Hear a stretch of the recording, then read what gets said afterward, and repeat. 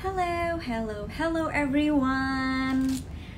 Still waiting for people to come into our session. Hello guys.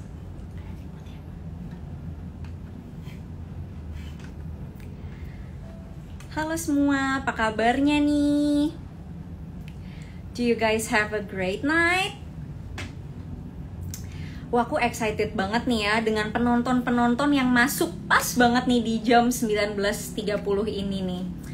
Seru banget sih topik kita hari ini, jadi kalian harus join sampai akhir ya. Hello, still 17 people. In 1 minute 17 people, okay. Let the numbers going up and up and up. Hello, thank you for your nice words guys. Semoga sesi kita hari ini lancar ya, doain ya. Halo semuanya. Pada hujan gak nih di daerah masing-masing? Di Jakarta sih dari tadi hujan nih, cuma kayak sekarang udah berhenti mungkin ya. Thanks for waving guys. Ganbatte, yay. Okay, the numbers are going. Why is it down? Tadi up and up and up. Wah, iya nih di Jakarta juga almost like every day hujan sih ya. Halo, selamat malam semua. Oh, Depok nggak hujan. Oke, Jaksel hadir. Kalsel hadir, Bekasi masih hujan. Ini pada dari mana aja sih? Aku pengen tahu deh, what part of Indonesia are you guys from? Apakah mostly Jakarta? Atau maybe ada yang dari Sumatera? Atau maybe ada yang dari Sulawesi? Excited banget ya kalau kita bisa menyentuh semua daerah di Indonesia nih. Oke, ada yang dari Pekanbaru, dari Surabaya, wow. We're going national, you guys. Woo! Okay, still waiting for some people to get in before I properly greet you guys ya. Okay, ada yang dari Pittsburgh. Wow, excited. Okay, wah ada yang dari Ngawi, Jawa Timur, Surabaya, Kalimantan Selatan. Okay, 31 people joining in. Maybe we'll see in the next 1 minute how many people are joining in. Guys, ingat ya guys, kalau misalkan kalian ngajak-ngajak teman kalian 3 orang, 4 orang, 5 orang aja nih ya, kalian bisa berkesempatan nih untuk mendapatkan OVO cash 100.000 nih ya untuk 3 orang pemenang, jadi masing-masing dapat 100.000. Oke. Oke, ada yang dari New York. Woo! Nice. Ini sobat Geovers pada asik-asik banget nih ya ternyata ya. Oke. Oke, so it's 7:34 and 32 people are joining in. Boleh banget loh guys diajak adik, kakak, pacar, sepupu, saudaranya untuk nontonin kita di sini hari ini, karena ilmu yang kita kasih ini bakalan seru banget dan bakalan ringan sih ya. Jadi actually like everyone can watch. Jadi nggak limited ke aduh harus mahasiswa yang nonton atau harus praktisi atau harus dosen kayak gitu, enggak guys. Jadi memang live kita ini for all people. Kayak gitu.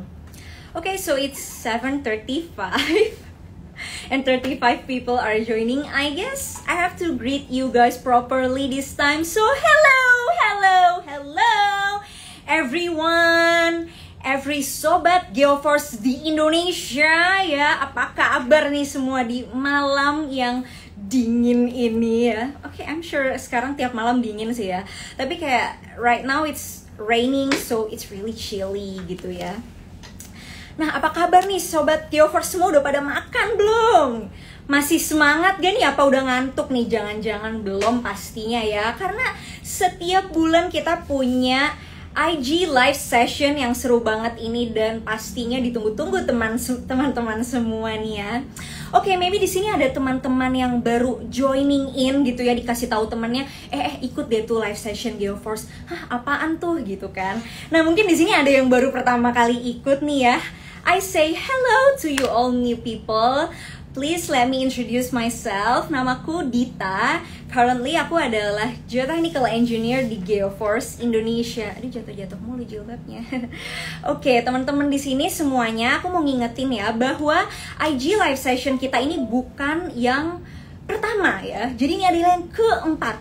Kayak gitu. Kita udah pernah sebelumnya 3 kali kayak gitu ya. Yang pertama itu tentang geosynthetics, yang kedua itu tentang geotextile, dan yang ketiga adalah tentang geogrid kayak gitu. Oke, jadi teman-teman bisa cek IG post kita di situ ya. Also, before we begin our discussion, aku juga mau ingetin Sobat GeoForce nih ya untuk stay tune sampai akhir. Karena di GeoForce Live Session ini kita bakalan mengumumkan 3 orang lucky winner di akhir acara kita yang akan mendapatkan OVO Cash Rp300.000 masing-masing untuk 3 orang pemenang. Oke, jadi nanti satu pemenang akan mendapatkan Rp100.000 seperti itu. Woo! Exciting, right? Nah, oke. Nanti juga kalau misalkan selama sessionnya Sobat GeoForce pengen bertanya, Sobat GeoForce bisa hit the question mark instead of di comment section ya, kayak gitu. Karena nanti comment sectionnya itu bakalan kita turn off, kayak gitu. And also, aku juga mau kasih tahu nih ya teman-teman. Jadi di Instagram setelah di-update nih ya, feature untuk kita share screen dengan 2 orang itu tuh kayak nggak bisa gitu guys. Jadi I'm really sorry, we apologize for the inconvenience. Karena biasanya kan kita share screen tuh ya, biar teman-teman juga lebih jelas lihat gambarnya dan contohnya. Tapi ternyata IG kayak menghapus feature itu somehow. Jadi kalau kita berdua live-nya itu tuh kayak nggak bisa share screen gitu teman-teman. Jadi we're really sorry for that inconvenience ya. Jadi kalau misalkan nanti teman-teman merasa kurang jelas dengan gambar yang kita show, teman-teman bisa hit the question mark-nya itu dan bilang di situ aja kayak gitu. Okay, so today we're gonna talk about something more specific dari family geosynthetics ini sendiri, which is geomembrane. Okay, so without further ado guys, mari kita sambut aja nih ya pemateri kita hari ini, yaitu jeng jeng jeng jeng. Siapakah itu? Dia adalah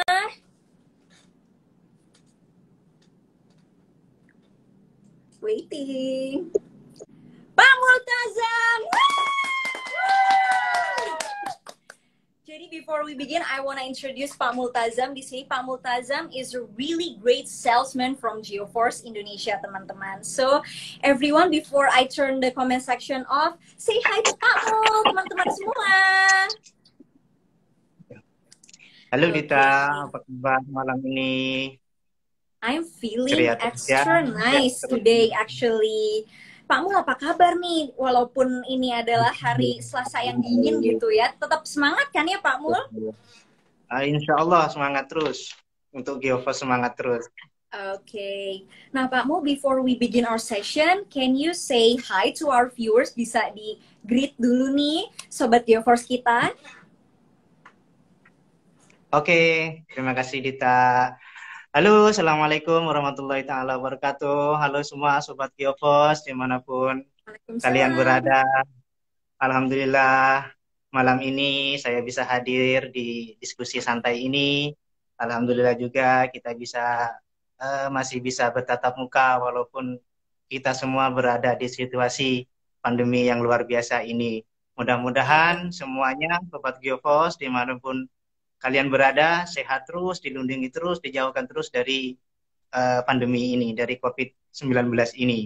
Mudah-mudahan diskusi santai ini, kita ngobrol santai aja Mbak Dita ya. Iya. Dapat diambil manfaatnya nantinya. Mudah-mudahan semuanya, teman-teman GeoForce semuanya dapat stay tune sampai selesai acara ini. Of course. Okay, let's just begin our session. So I'm gonna turn the comment section off. So if you guys have some nice words to say atau ada yang mau ditanyain, you guys can hit the question mark. Oke, aku turn off dulu komennya. Oke, kita mulai aja nih langsung Pak Mul. Kayaknya Sobat Geoforce nih mungkin ada yang baru mendengar kata-kata geomembran. Ada yang belum pernah lihat kayak apa tuh geomembran. Nah Pak Mul, kita mulai dengan basic question. What is geomembrane? Apa itu Pak geomembran? Oke Dita, terima kasih banyak Dita. Oke Sobat Geoforce semuanya yang saya hormati, kita akan berbicara atau diskusi tentang salah satu material geosintetik, di mana yang sudah dijelasin sebelumnya, bahwasanya keluarga material geosintetik itu banyak sekali. Salah satunya adalah geomembran. Nah, apa itu geomembran? Seperti ini itu geomembran. Kelihatan ya? Kelihatan ya, Dit? Oke, kelihatan Pak. Ya. Nah, seperti ini geomembran. Nah, geomembran yang saya pegang ini itu adalah material geosintetik yang terbuat dari high density polyethylene atau bisa juga disingkat dengan geomembran HDPE. Nah, geomembran seperti ini tidak hanya geomembran HDPE saja yang bisa dibuatkan menjadi lembaran geomembran seperti ini. Itu banyak jenis materialnya. Bisa juga dari bahan polipropilin, bisa juga dari bahan PVC. Mungkin sobat-sobat Geoforce ada yang sudah dengar atau yang belum dengar, itu material geomembran itu terbuat dari bahan PVC. Ada juga bahan dari EPDM, ya jenis aspal lah seperti itu. Nah, semua geomembran yang diproduksi lembaran seperti ini itu berfungsi hanya sebagai lapisan kedap atau lapisan anti bocor, baik itu sebagai lapisan dari cairan maupun gas. Ada juga aplikasinya itu bisa sebagai pelindung dan lain-lainnya. Itu mungkin penjelasan singkat tentang geomembran kita. Seperti itu. Oke. Nah, pastinya nih setelah so geomembran adalah lapis kedap. Tapi di sini digunakan di mana sih aplikasinya nih di bidang infrastruktur, di bidang sipil? Ini sebenarnya kegunaannya untuk apa lapis kedapnya, Pak? Kayak gitu. Oke, baik. Jadi HDPE geomembran ini atau geomembran HDPE ini bisa digunakan di berbagai tempat. Pertanyaannya adalah di tempat apa saja ya, Dita ya? Geomembran itu bisa melapisi seperti yang disampaikan tadi, geomembran itu berfungsi sebagai lapisan kedap. Nah, di mana saja geomembran ini bisa diaplikasikan? Yaitu pertama sebagai pelapis kolam. Oke, bisa kolam juga itu ya satu. Iya, pertama sebagai lapis kolam, bisa juga kolam renang.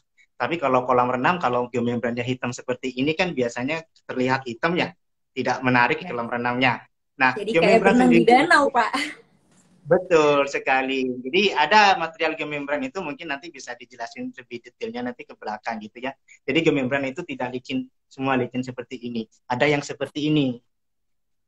Jadi geomembran itu ada yang bertekstur seperti ini. Kelihatan ya ada duri-durinya itu. Ini bisa menempelkan kayak seperti keramik atau semen, itu bisa nempel seperti ini. Jadi kalaupun diaplikasikan di kolam renang itu akan tidak terlihat geomembrannya.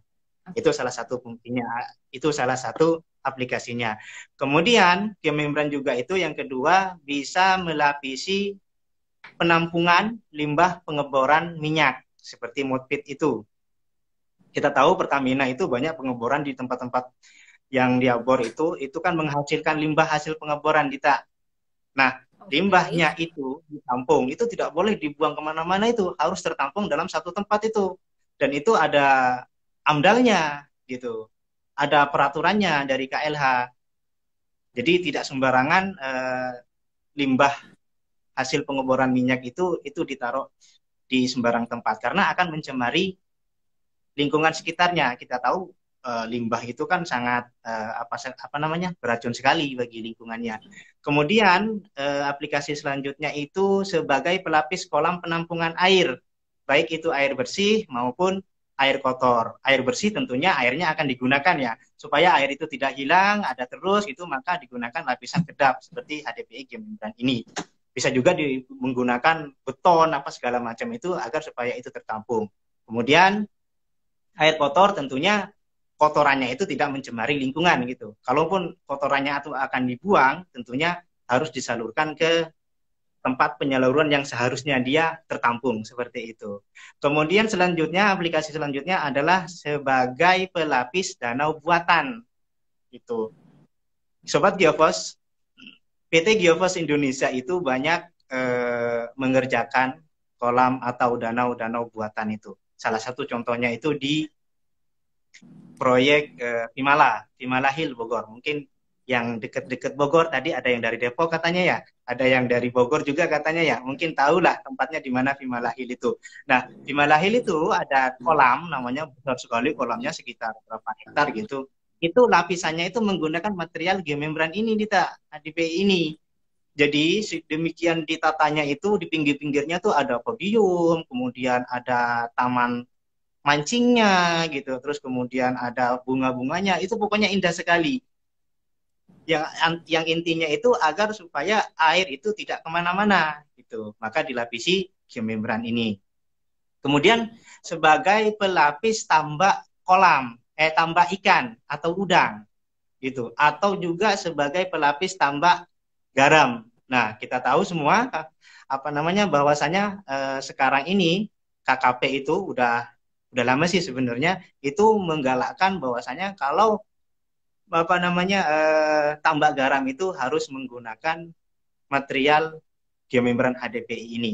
Dan hasilnya katanya sih dengar-dengar itu hasilnya itu lebih bagus daripada menggunakan terpal gitu. Karena hasilnya itu kalau garam itu katanya lebih putih, lebih bersih.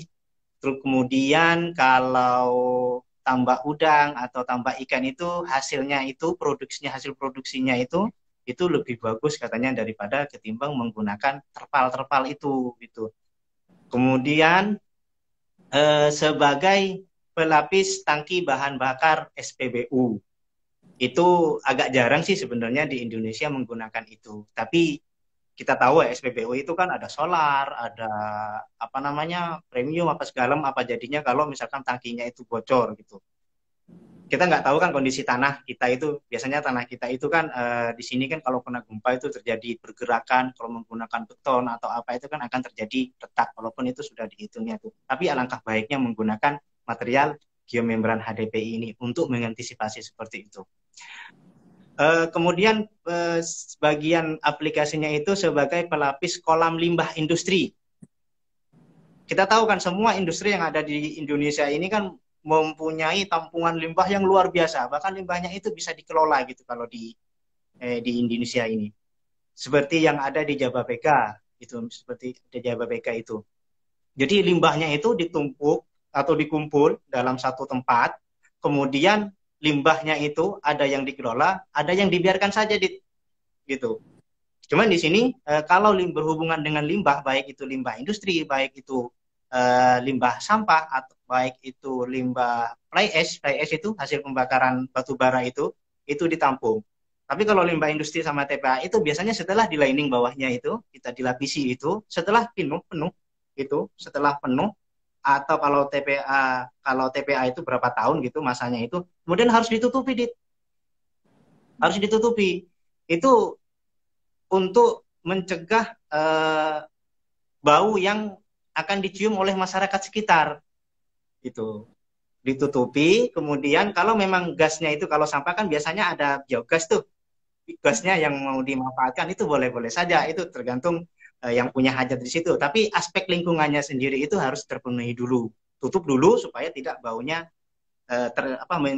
mencemar atau jalan-jalan ke masyarakat sekitarnya. Itu seperti itu kita aplikasinya. Bisa juga kalau limbah industri itu bisa menggunakan ditutup tapi ada floating covernya gitu. Jadi kalau limbah industri air itu, jadi geomembrannya itu 2 lapis, di bawahnya tuh, di tengahnya ada pipa, kalau isi pipanya itu nanti ngembang. Kalau surut ya turun gitu. Namanya sistem floating cover. Seperti itu Dita. Dan banyak lagi aplikasi-aplikasi lainnya. Iya. Nggak hanya di situ Dita.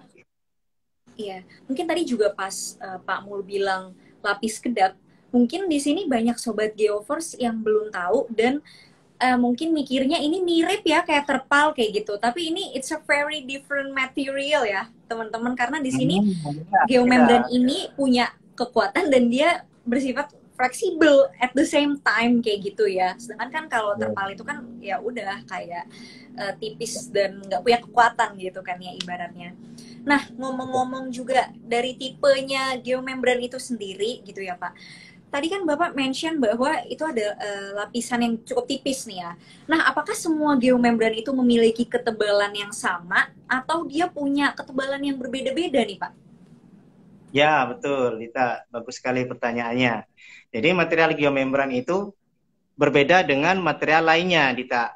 Seperti yang disampaikan sebelumnya sama Pak Ajis atau Ibu Sonya atau Bu Sinta sebelumnya itu, bahwasanya keluarga geosintetik itu berbagai macam material, gitu. Jadi kalau geomembran itu berbeda yang lain untuk mengidentifikasi. Identifikasinya itu misalkan geogrid ya. Geogrid itu identifikasinya itu dengan apa ya? Kuat tarik Kuat tarik. kilonewton. Ya, seperti yang disampaikan Pak Ajis kan dari 30 sampai ratusan kilonewton gitu. Kemudian kalau geotekstil itu identifikasinya itu biasanya itu dengan gramasi, berat jenisnya. Tentunya tidak mengurangi propertis-propertis lainnya seperti kuat tarik, kemudian permeabilitas, kalau yang lainnya itu pasti dicari. Intinya kalau di proyek itu biasanya sesuai spek yang dikeluarkan oleh konsultan atau konsultan perencana. Nah, tapi kalau geomembran itu biasanya identifikasinya itu menggunakan thickness kita tebelnya ini. Ada berbagai macam jenis thickness di sini untuk geomembran HDPE ini. Dari 0,5 mili sampai dengan ketebalan 3 mili kita. Nah, tentunya tidak menghilangkan propertis-propertis lainnya seperti tingkat pemoloran yang tinggi, kemudian pancernya, kuat tusuknya, kemudian tirnya, itu juga jadi identifikasi juga sebenarnya gitu. Kalau misalkan saya mendapatkan spek gitu ya untuk kebutuhan di lapangan gitu, oh speknya ini nih, tapi awalnya itu pastinya itu kebanyakan di gambar itu adalah menunjukkan thickness-nya saja. Nah, nanti spek detailnya baru keluar. Mechanical properties-nya seperti apa, raw materialnya seperti apa, seperti itu. Nah, thickness-nya juga itu dibagi menjadi 3 kalau nggak salah, Dita. Dari 0,5 ke bawah, ya, dari 0,5 ke bawah ada 0,5 mili, ada 0,4 mili, ada 0,3 mili, bahkan ada 0,2 mili. Itu kami namakan film. Bukan geomembran, tapi film. Karena saking tipisnya. Biasanya kebutuhannya itu untuk tambah itu biasanya mengambil yang tipis. Mungkin karena pertimbangannya harganya lebih murah daripada yang tebel-tebel seperti ini. Nah, itu. Kemudian dari 0,75 sampai 1 mili atau 1,5 mili, kemudian 2 mili, 2,5 mili, itulah yang dinamakan geomembran. Nah, semuanya itu baik itu dari PVC, baik itu dari polipropilin, itu namanya geomembran itu dari 0,75 sampai dengan ketebalan 2,5. Adapun 3 mili ke atas itu biasanya kami namakan itu plat. Karena dia tebal, penggunaannya juga biasanya sih jarang sih digunakan untuk pelapis-pelapis kolam gitu kalau ketebalan-ketebalan seperti itu, Dita. Seperti itu. Kemudian produksinya itu di produksi geomembran HDPE ini kalau Atarfil itu ada 2 sisi yang berbeda. Kalau yang sebelah kiri saya pegang ini, kanan apa kiri ya di sana lihatannya ya. Itu licin. Kemudian yang sebelah sini itu agak kasar. Itu kalau di speknya Atarfil. Nah, ini ada fungsinya masing-masing kita pada saat installnya nanti kita jelasin di sananya. Nah, produksinya itu yang saya tahu itu ada 3 produksi untuk memproduksi material geomembran ini, HDPE ini. Pertama, menggunakan sistem blow sheet. Itu blow sheet itu, jadi chipnya itu, bahannya itu dimasukin ke satu tabung, kemudian dilelehkan, di extrude namanya, kemudian didorong, kemudian ditarik sambil ditiupkan udara di dalamnya, di tengah-tengah itu, kemudian ditarik di atas. Yang kedua, produksinya itu adalah menggunakan sistem flat day atau sistem calendering. Jadi dicairin dulu, kemudian ditarik, terus dijempit antara dua ini. Di atas di sini ada kayak pipa gitu, kemudian di sini ada pipa, itu melalui 3 pipa gitu. Kemudian juga ada sistem extra wave. Extra wave itu apa ya? Extrowave itu dipanasin langsung ditempel-tempel begini. Langsung ditempel-tempel gitu kayak orang melester itu. Nah, nanti ketebalannya itu bisa diatur. Nah, sistem yang extrowave itu saya belum melihat sih hasil produksinya seperti apa. Tapi kata Arfil katanya sih menggunakan salah satu mesinnya menggunakan seperti extrowave itu. Tadi kan Bapak mention beberapa ketebalan itu ya. Boleh ditunjukin nggak Pak ke Sobat Geoforce secara zoom mungkin ya? Kalau yang Bapak pegang itu ketebalan berapa? Yang ketebalan berapa Nah, Pak? kalau ini ketebalannya adalah 1,5 mili. Mana ya? Oke. Nah, kelihatan ya? 1,5 mili. Ini jari saya 1,5 mili. Oke. Nah, 1,5 mili itu kemudian segitu ya Pak? betul. Dari beberapa thickness ini itu tidak serta-merta bisa diaplikasikan satu aplikasi gitu. Contohnya seperti penampungan limbah ya. Itu tidak bisa menggunakan 0,5 bahkan 0,3 nggak bisa karena sudah ada ketentuannya di sana. Jadi 0,75 ke bawah itu biasanya digunakan untuk tambak, untuk penampungan air, untuk apa namanya kolam tambak-tambak gitu, kolam-kolam ikan, kolam hias, taman hias gitu. Tapi kalau 1 mili ke atas sampai 0,2 mili itu biasanya itu yang digunakan untuk penampungan limbah-limbah. Karena kan limbahnya sangat berbahaya kita.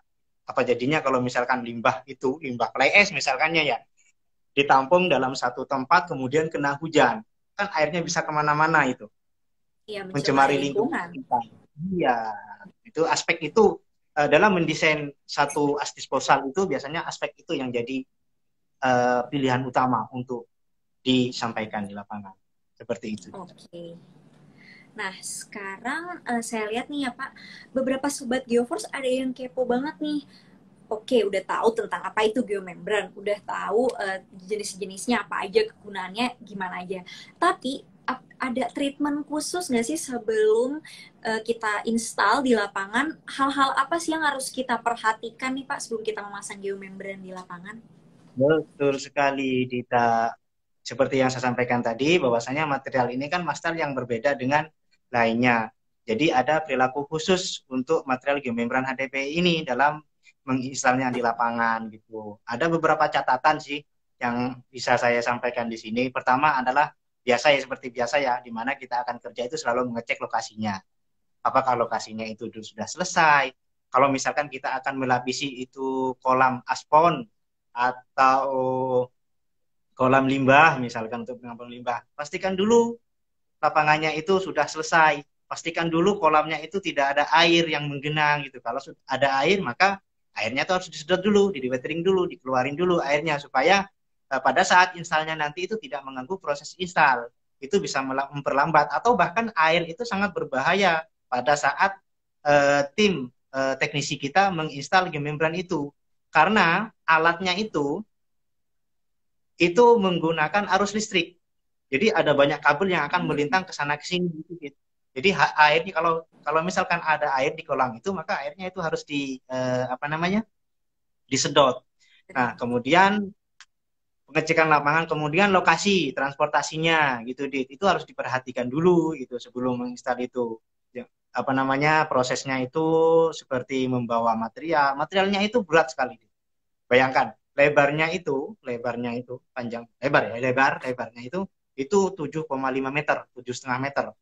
Kemudian beratnya itu satu rollnya itu 1,5 ton. Nah, bayangkan kalau misalkan stockpile-nya itu kondisi apa namanya gudangnya itu jauh dari lokasi pemasangannya itu. Nah, itu harus diperhatikan itu.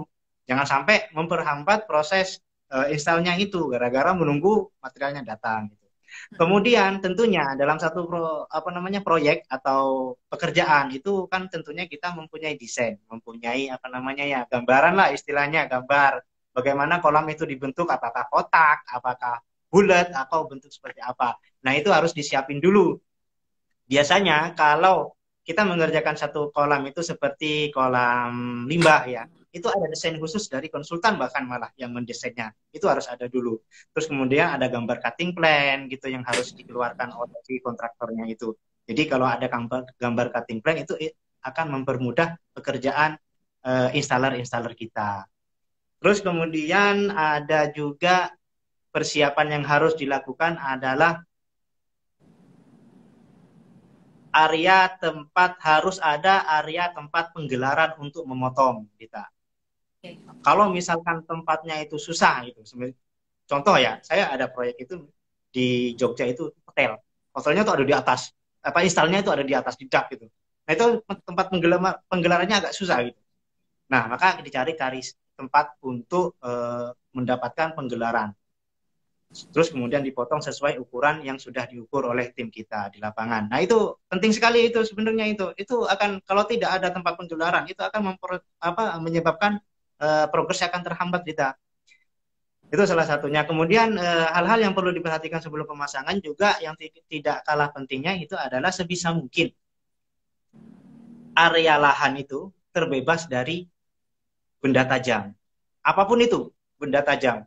Kalau misalkan ada benda tajam batu, misalkan batunya itu kayak batu karang itu di laut itu yang ada tajam-tajamnya itu, kalau misalkan benda itu tidak bisa dipindahkan atau tidak bisa diangkat itu, maka bukan wajib ya, harus gitu. Kalau wajib kan kalau nggak dilakukan kan dosa ya.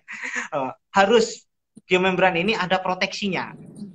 Jadi sebelum dia terkontak dengan tanah, itu harus ada lapisan lain di bawahnya. Nah, lapisan lain itu adalah geotekstil nonwoven seperti yang disampaikan Bu Sonia kemarin itu. Nah, itu harus tidak ada benda tajam ya kita ya. Karena si material geomembran ini walaupun agak kaku ya seperti ini, kelihatannya keker banget gitu ya. Tapi sangat rentan terhadap benda tajam kita gitu. Kalau misalkan ada paku di sini, paku kan tajam ya, tajam. Terus kemudian ketindih di sini, ini akan jebol. Gitu. Atau ada cutter gitu, sobekan dikit aja, dia akan sobek. Seperti itu dia. Kemudian hal-hal yang harus diperhatikan itu adalah tanah existingnya itu, di mana tempat penggelarannya itu, bukan tempat penggelarannya, area yang akan digelar, akan dilapisi itu harus benar-benar settle, harus benar-benar padat di bawahnya. Kalau misalkan penggelarannya itu, aplikasinya itu di kolam yang ada tanggulnya, yang ada kemiringannya itu, atau dibuat rata, kemudian dibikinin tanggul seperti itu, maka yang harus dilakukan adalah memperkuat tanggulnya itu sendiri. Karena geomembran HDPE ini bukan bagian dari struktur, bukan bagian dari perkuatan kita. Jangan sampai beranggapan, wah dilapisin aja pakai geomembran, nanti kan nggak kena hujan. Bukan begitu. Itu nggak boleh seperti itu. Itu tanggulnya harus diperkuat dulu, bisa menggunakan geogrid, bisa menggunakan geotekstil, apapun itu, berlapis-lapis seperti itu. Kemudian yang di bawahnya itu harus dipadatkan dulu. Dipadatain sedemikian rupa bahwa bahkan di proyek as disposal itu desain di bawah geomembrannya itu luar biasa, tak bertumpuk-tumpuk material gitu di sini itu harus benar-benar mendapatkan tanah yang bagus gitu, dudukannya yang bagus. Kenapa seperti itu? Karena si geomembran itu akan menerima beban yang luar biasa dari atasnya, air misalkan, terus tanah misalkan, limbah misalkan, itu kan berat itu. Kalau ketinggian sampai 3 sampai 10 meter aja udah luar biasa ini. Kalau tidak dipadatkan maka dia akan terjadi penurunan. Tapi jangan khawatir, penurunan itu tidak akan menyebabkan si geomembran ini akan jadi sobek. Karena geomembran ini mempunyai elongasi yang tinggi, bahkan sampai 800%-nya. Jadi kalau lebarnya geomembran ini 10 cm, kalau ditarik itu bisa sampai molornya itu sampai 1 meter ya bahkan. Seperti itu kita. Itu salah satu hal-hal yang perlu diperhatikan sebelum pemasangan geomembran. Tentunya banyak hal-hal yang lain gitu, seperti persiapan alat, apa segala macamnya. Oke. Nah, tadi Bapak juga udah mention bahwa geomembran ini actually it's a special material ya. Jadi dia agak sedikit tricky dibandingkan geogrid ataupun geotextile yang memang pemasangannya cukup digelar ataupun untuk penyambungannya itu bisa dengan overlap ataupun jahit ya kalau misalnya untuk geotextile. Nah, untuk geomembran ini sendiri Pak, apa sih treatment khusus untuk konstruksinya itu? Apa aja gitu alat, maybe ada alat khusus yang harus digunakan dan juga bagaimana proses penyambungannya itu di lapangan Pak? Oke Dita. Jadi pertanyaan ini kan ada banyak gitu ya sebenarnya yang harus dijawab. Tapi saya jawab satu-satu ya. Pertama, Ya. geomembran itu seperti yang disampaikan awal tadi adalah material yang khusus yang berbeda dengan material lainnya. Tentunya mempunyai alat sambung, alat konstruksi yang berbeda juga dengan yang lainnya. Tidak sama seperti geotextile misalkan. Geotextile woven atau geotextile non woven atau bahkan geograde itu berbeda pada saat installnya. Gitu. Kalau geograde itu kan cukup di overlapping. Di overlapping mesh-nya itu bisa over 3 atau 4 itu sudah cukup sebenarnya itu. Kalau geotextile bisa di overlapping juga installnya itu.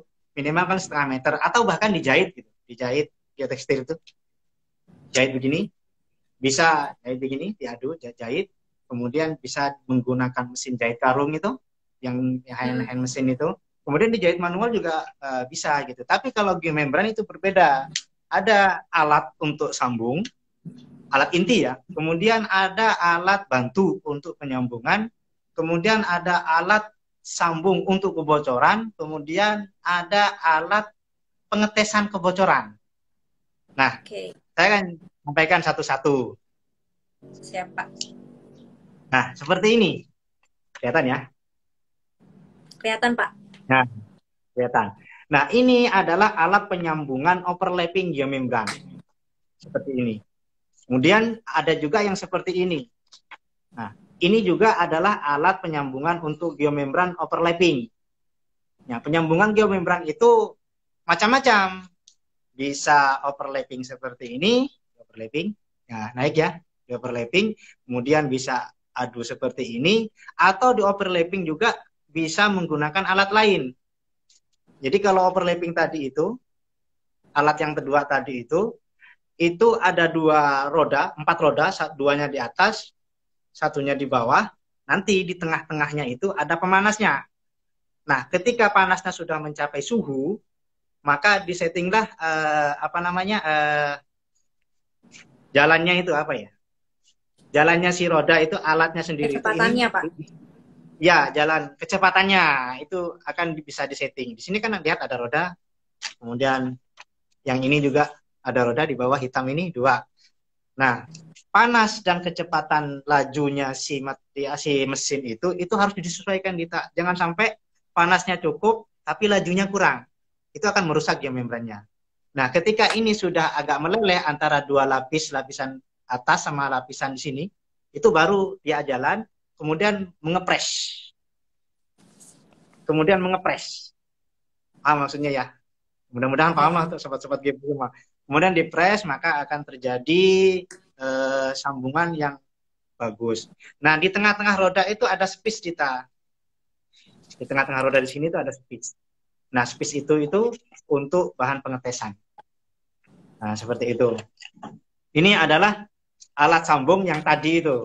Alat sambung yang untuk overlapping, yang dimana overlapping geomembrannya itu sekitar 10 cm.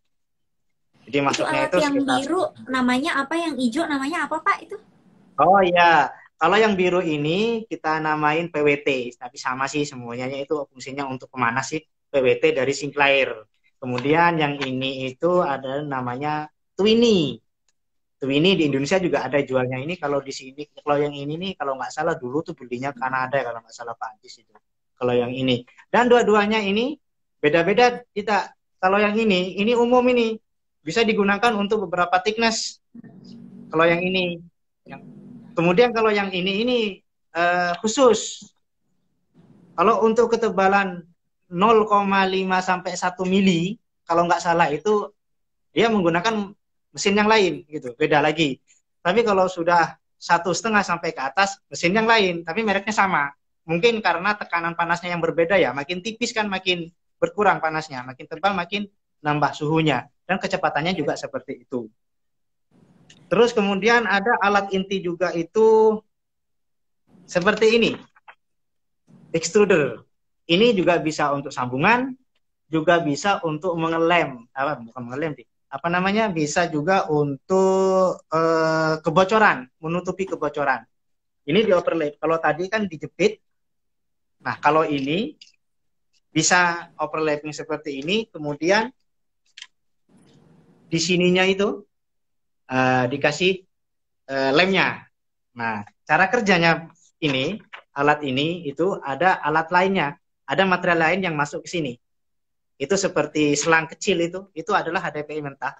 Kemudian dipanasin, kemudian setelah panas dia meleleh didorong seperti ini sehingga keluar seperti odol itu kita. Jadi kayak lem Nah, tembak gitu ya Pak? betul sama persis sama kayak lem tembak itu. Cuman materialnya itu Materialnya yang beda. apa namanya keluar seperti itu. Kemudian yang tadi saya sampaikan tuh adalah ini adalah alat bantu, alat bantu. Nah, ini sobat Geopos tahu ya apa ini? Ya, ini adalah gerinda. Ini fungsinya hanya untuk supaya permukaannya itu kasar, untuk mempermudah atau mempererat lemnya. Kemudian setelah alat-alat itu ada sistem pengetesan. Banyak sekali alatnya Dita. Ini adalah vacuum test, salah satu metode untuk mengetahui bocor atau tidaknya. Vacuum test. Nah, kemudian ada juga alat pengetesan itu menggunakan pressure test seperti itu Dita. Jadi beda fungsinya. Cuman alat pengetesan itu banyak sih sebenarnya. Cuman yang kita gunakan biasanya dua ini, vacuum test sama pressure test. Seperti itu Dita, alat-alatnya. Oke. Nah, jadi nih kalau di lapangan nih ya Pak, tentunya karena kegunaan utama dan memang kegunaannya ini adalah untuk lapis kedap, kita kan tidak ingin ada terjadi kebocoran nih ya Pak. Sama sekali di lapangan tidak boleh ada sedikit pun kebocoran. Nah, Oke. bagaimana sih Pak caranya kita mengetahui kebocorannya itu dan apa langkah antisipasi dari jika kita menemukan kebocoran itu di lapangan Pak? Ya, seperti yang saya sampaikan tadi itu Dita. Jadi sebelum pekerjaan itu dinyatakan selesai, maka harus dilakukan pengetesan. Nah, pengetesannya itu seperti menggunakan vacuum test tadi itu. Jadi kalau vacuum test itu biasanya itu digunakan pada perempatan sambungan. Jadi lembaran 1, lembaran 2, lembaran 3, lembaran 4 gitu. Nah, di tengah-tengahnya kan ada 4 sambungan tuh. Itu biasanya menggunakan itu. Tapi di apa namanya di sambungan overlapping kan yang memanjang itu biasanya menggunakan dengan metode pressure test. Jadi yang di tengah itu dimasukin jarum, kemudian sepanjang sambungan itu dikasih air yang berbusa, yang campur sabun gitu, terus kemudian ditekan menggunakan pressure tertentu itu nanti kalau misalkan bocor dia airnya akan gelembung-gelembung. Nah itu bocor gitu. Kalau memungkinkan nanti mungkin eh, bocornya tuh diangkat lagi, disobek lagi, kemudian dilem lagi gitu. Kemudian kalau misalkan terjadi kebocoran di tengah atau di pinggir atau gimana, maka akan seperti ini jadinya kita. Nah seperti ini.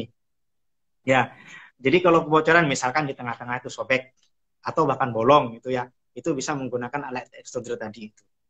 Seperti itu, Rita. Oke. Nah, tadi juga Bapak mention nih ya di awal-awal bahwa jika di bagian lapis kedap yang akan dilapisi kedap itu akan ada tanggul atau lereng.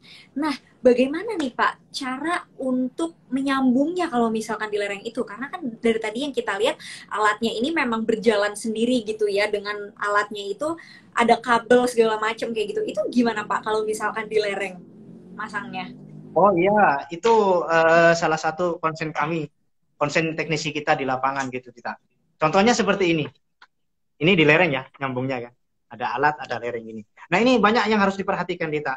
Pertama, penyambungan itu tidak boleh secara horizontal, tapi harus vertikal.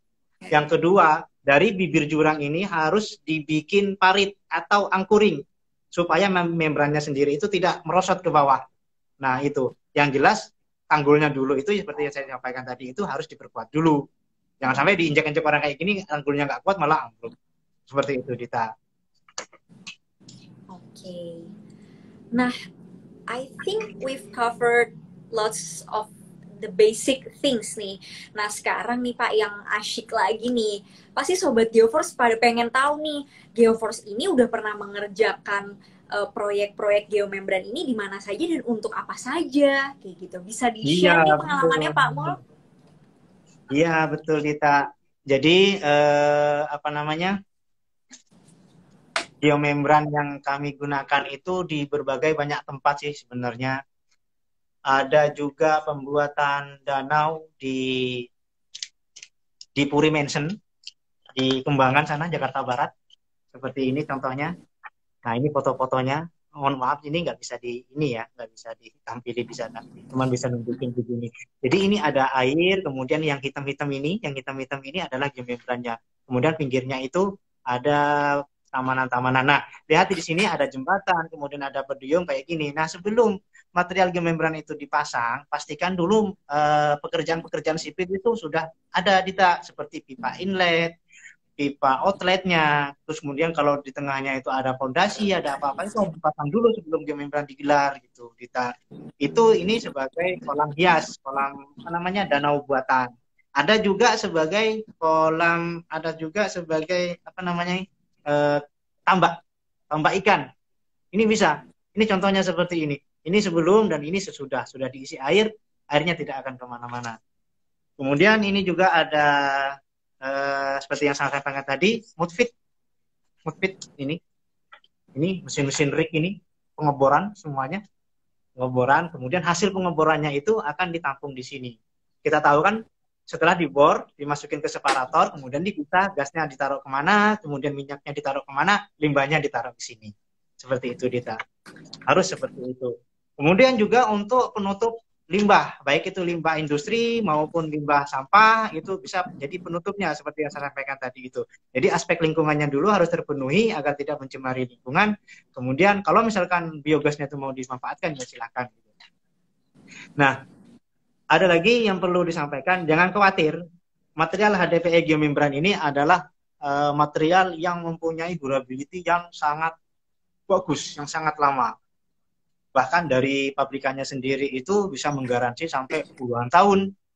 Mungkin kalau diaplikasikan di Indonesia, mungkin ya dengan suhu yang nggak terlalu ekstrim gitu, bisa ratusan tahun mungkin kita.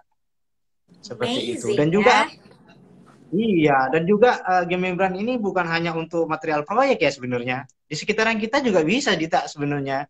Seperti Masa kalau sih, misalkan Pak? ya, iya di dak rumah, misalkan Dita punya rumah, atasnya dak nih. Nah, Iya, supaya Pak. tidak terlalu selalu ngecat pakai apa namanya waterproofing, maka gelarlah Mm-mm. geomembran ini. Cukup sekali gelar akan bertahan sampai puluhan bahkan ratusan tahun. Gitu. Talang-talang rumah, Oke. talang-talang air itu bisa menggunakan material geomembran ini. Mungkin sobat-sobat geopos yang selalu punya problem dengan talang air, selalu bocor, apa itu nih, gantilah dengan geomembran HDPI. Itu bagus sekali. Irit. Daripada Berarti setahun ganti, ganti, mendingan geomembran. ya, tentunya kan biasanya banyak orang berpikir penggunaan geosintetik ini adalah skala industri atau infrastruktur yang gede aja ya Pak. Padahal banyak banget Hmm. manfaatnya juga yang bisa kita gunakan di skala domestik di sekitar kita gitu ya Pak. Betul sekali Dita gitu. Jadi geomembran material ini HDP ini itu bukan material yang tidak ramah lingkungan. Ini sangat ramah lingkungan sekali ini walaupun bahannya dari plastik. Kita kan kenal nih sudah bioplastik gitu kan sangat mengganggu katanya ya. Tapi geomembran ini tidak. Bahkan dia malah memprotek dari pencemaran lingkungan itu gitu. Oke. Bagaimana seorang protek misalkan bisa mencemari lingkungan gitu.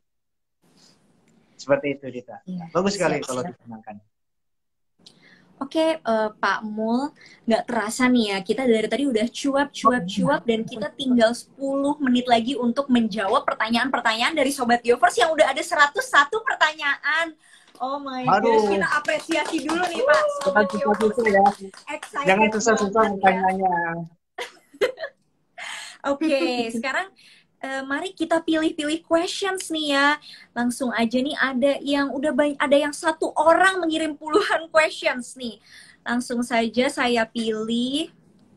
Oke, Oke, saya nih Pak. Dari Irfan Dim 97. Ada tidak Pak geomembran digunakan untuk pemasangan pada pembangunan di infrastruktur laut? ada Oke, seperti jeti. untuk apa tuh Pak? Nah, jeti itu kan jeti seperti apa namanya apa jeti ya? Jeti dermaga. Dermaga itu biasanya kan kebanyakan menggunakan pel ya, pancang-pancang gitu banyak itu. Nah, supaya pelnya itu tidak korosi, pel itu kan digunakan dari apa terbuat dari semen ya, beton lah Oke. istilahnya. Nah, supaya tidak korosi, tidak aus itu maka dilindungi biasanya dengan geomembran ini, Dita. Banyak sekali kita memasang hal seperti itu, seperti di Batang, LTU Batang itu kan ada jetinya tuh. Itu biasanya di cover menggunakan ini, bisa untuk laut. Jangan kan di laut, di mana aja. Material geomembran itu bisa diaplikasikan di mana aja, karena dia sangat tahan UV, sangat tahan dengan keasaman laut. Ya, gitu Dita. Intinya bisa, Oke. tergantung metode pemasangannya nanti seperti apa. Iya, ya. Hmm, sebentar, ini banyak banget ya questionsnya. Oke. Banyak juga di sini pertanyaan Sobat Geoforce yang tadi udah terjawab ya, seperti contohnya banyak juga nih Pak yang nanya tentang kalau terjadi Ya. kebocoran bagaimana cara menambalnya, kayak gitu-gitu tadi tuh udah dijelasin ya. Hmm, iya. Oke. Misalkan contohnya ya, saya misalkan sobek di sini cukup dengan, misalkan sobek begini cukup dengan ditambal menggunakan extruder itu. Kalau misalkan bolongnya tuh bulat begini gimana? Kena pipa misalkan. Nah itu contohnya bolongnya kecil. Maka motonglah geomembran misalkan bolongnya di sini kecil lah ya, satuin, potong segini, tempelin, kemudian sisi-sisinya di sini itu menggunakan lem extruder tadi itu. Itu sudah cukup itu. Nanti setelah pasang baru dites menggunakan vakum tes itu. Oke. Kemudian nih Pak, ada yang nanya nih dari Ratna Kartesius, apakah penggunaan alat ini bisa dilakukan oleh seluruh teknisi atau teknisi khusus dari Geoforce nih Pak? Betul, kalau itu harus itu. Bahkan apa namanya teknisi kami PT Geoforce Indonesia itu sudah mempunyai sertifikat khusus untuk tim installer Geoforce dari pabrikan Atharville sendiri. Karena untuk menyambung geomembran di satu kawasan itu tim teknisi itu harus mengetahui kondisi area sekitarnya, termasuk suhu-suhunya itu. Di satu tempat kan seperti di Bandung gitu ya, terus ke tempat-tempat yang dingin itu kan tidak bisa serta-merta menyeting alat, misalkan di waktu di tempat yang normal suhunya itu setting alat panas suhunya itu 500. Di tempat yang suhunya dingin itu tidak disetting 500 kita. Nah, nah seperti itu ada sekolahnya lah. Setelah keluar lulus dari sekolahnya itu dia akan mempunyai sertifikat. Jadi PT Geoforce ada. Oke. Next questions. Ini juga menarik dari Ratna Kartesius lagi nih. Jika kita hendak menumpuk geomembran, apakah harus direkatkan atau langsung saja ditumpuk? Langsung saja ditumpuk, tidak Oke. masalah. Langsung aja ditumpuk, tumpuknya itu seperti piramid, ya piramid gitu. Jadi begini, begini, kemudian di tengahnya disusun itu supaya tidak mengurangi, tidak memakan space terlalu banyak. Jangan ditumpuk apa namanya di atasnya, di atasnya, di atasnya gitu. Bisa bentuk di sini piramid lah seperti ini nanti tumpukannya itu. Dan maksimal itu 6 tumpukan kalau nggak salah. Oke. Itu ada Next. metodenya di tak sendiri. Nanti misalkan kalau misalkan teman-teman Geofos pengen lebih detail tentang material ini, metode kerjanya seperti apa, spesifikasinya seperti apa, kemudian ada permasalahan di lapangan yang harus di lining itu seperti apa, menggunakan material yang tebal berapa, bisa Sobat Geofos semuanya kontak ke tim sales kami di sini. Nah, nomor kontaknya itu sudah ada di bio IG-nya PT Geofos Indonesia. Silakan. Oke. Next question nih Pak Mule. Actually it's a interesting question ya dari Alfi Reyes RS. Pak, apa ada saran nih agar geomembran tidak digigiti hama seperti tikus? Soalnya kolam paman saya deket sawah. Nah, gimana tuh Pak? Interaksi dari geomembran ini dengan ekosistem berarti ini di sini. Sampai saat ini saya belum pernah mendengar geomembran itu digigit tikus. Gitu. Oke. Kayaknya tikus nggak mau deh untuk menggigit ini. Kalau tikusnya nggak mau kayaknya untuk menggigit geomembran ini. Bayangkan saja ya, geomembran itu kalau digigit tikus itu dia tidak akan seperti apa ya, kayu misalkan ya. Begitu patah sedikit dia akan langsung terpisah. Tapi kalau geomembran ini dijepit gigi juga dia tak akan bocor. Itu dia akan melar terus itu. Tapi jarang saya bukan jarang, malah saya tidak pernah mendengar gitu. Yang paling ditakuti pada saat geomembran itu di lapangan adalah human error-nya itu, Pak. Human error-nya itu. Jadi kadang-kadang geomembran yang sudah terpasang itu diambil sama ya orang-orang yang tidak bertanggung jawab lah. Kemudian di rumahnya itu dibikin talang, dibikin apa, dibikin kolam sendiri, itu yang jadi masalah. Tapi kalau ke apa namanya biota-biota lainnya itu kayaknya saya belum pernah dengar. Oke. Next question dari Rian Bima. Jika dilakukan penambalan, apakah akan menghasilkan kuat tarik yang sama? Sepertinya di sini bukan kuat tarik mungkin ya Pak yang jadi main concern di geomembran ini ya. Bisa juga Dita. Kalau misalkan kebocorannya itu terjadi di sambungan overlapping yang memanjang itu, kalau diketahui ada kebocoran, itu pasti daya rekatnya kurang. Nah, setelah Oke, daya rekatnya di sini ya Pak, diketahui, bukan kuat tariknya. daya rekatnya Individual kurang, itu membernya. betul. Jalan satu-satu, bukan jalan satu-satunya ya. Langkah pertama itu kalau memungkinkan itu dikupas lagi, dikupas lagi, kemudian disambung lagi. Nah, biasanya aplikasi geomembran itu sebelum diaplikasikan di lapangan, kita melakukan uji kuat tarik sambungan.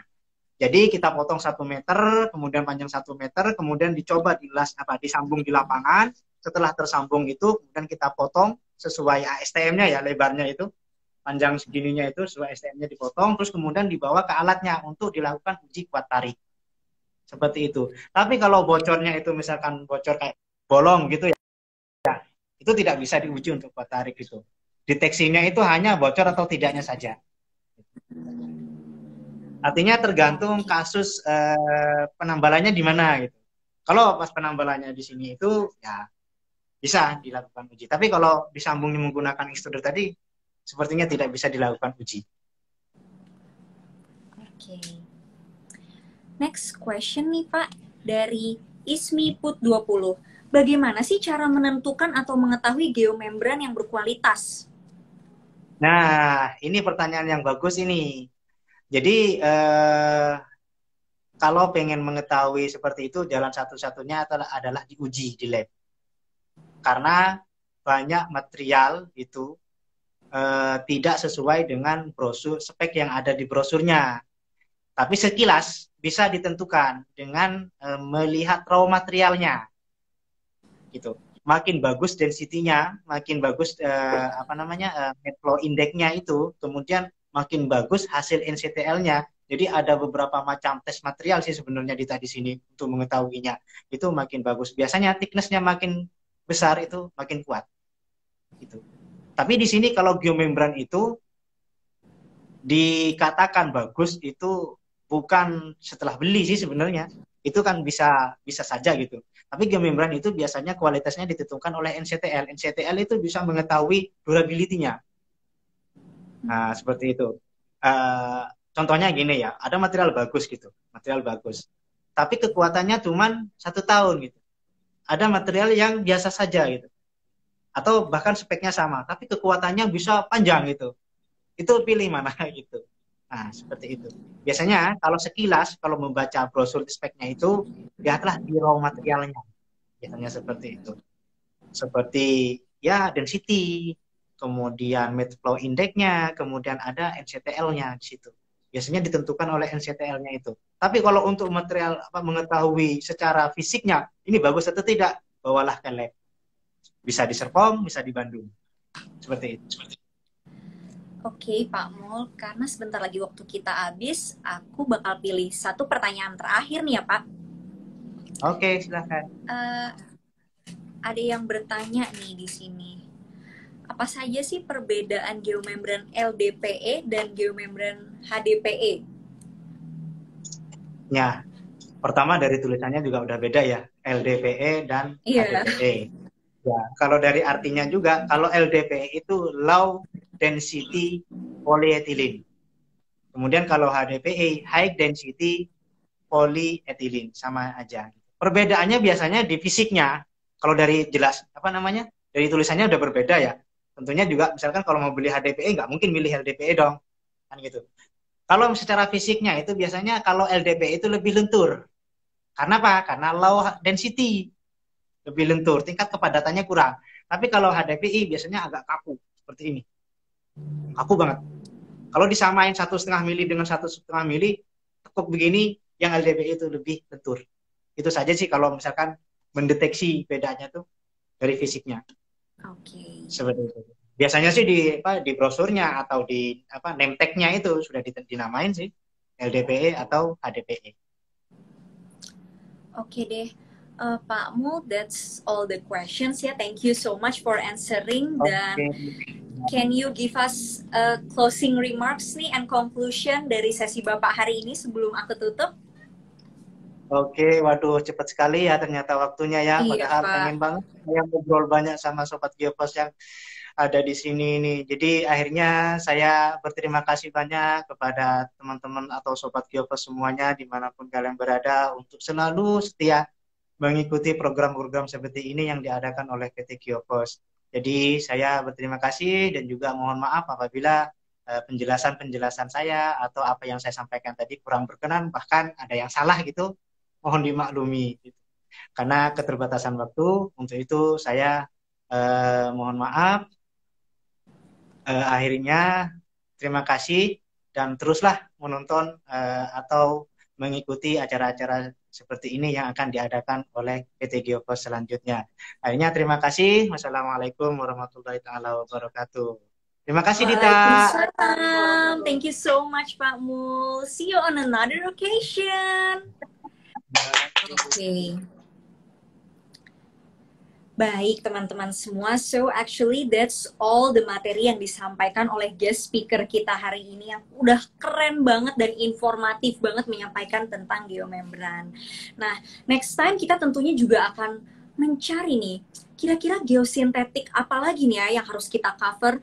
Maybe you guys can give me the idea kayak gitu. Jadi kalau misalkan teman-teman pengen Mimin Geoforce tolong cover this materi kayak gitu ya. Teman-teman bisa banget tuh DM ke kita. We will definitely listen to what do you wanna know and we will cover that on our next session.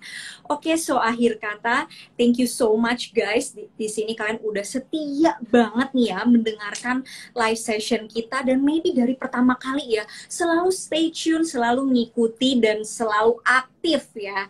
Nah, teman-teman aku mau ngingetin kira-kira setengah jam lagi kita akan mengumumkan siapa sih pemenang OVO Cash Prize kita di sesi kali ini. So, what more can I say? As your host, Dita, I'm signing out. Goodbye!